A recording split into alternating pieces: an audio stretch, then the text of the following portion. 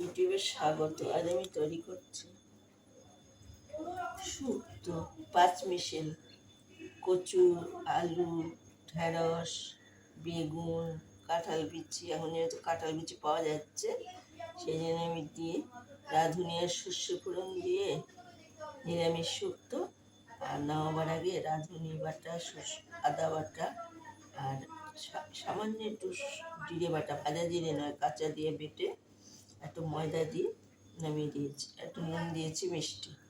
আর এইটা আমি করেছি ছোট ইলিশ মাছ, এরকম ইলিশ মাছের ঝোল। আলু দিয়েছি, এই যে আলু, কুমড়ো, কচু, কাঁঠাল বিচি সব দিয়ে আমি ঝোলটা করেছি। আর দিয়েছি একটা কাঁচা লঙ্কা, এই যে কাঁচা লঙ্কা, ওই যে দেখা যাচ্ছে। কালো জিরা ফোড়ন দিলাম। আমি যেহেতু কচুগুলো শক্ত, ওই জন্য আমি একটু ভাপিয়ে নিয়েছি।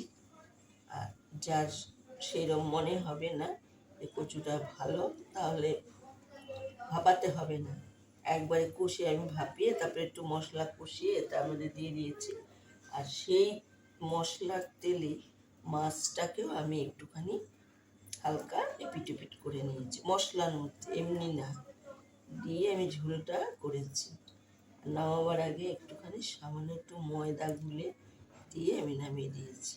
আর একটু মিষ্টি দিয়েছি, যেহেতু কুমড়োর তরকারি একটু মিষ্টি না হলে ভালো লাগে না। কুমড়ো এখন বাজে, কোনো মিষ্টি নেই, মিষ্টি দিয়েছি।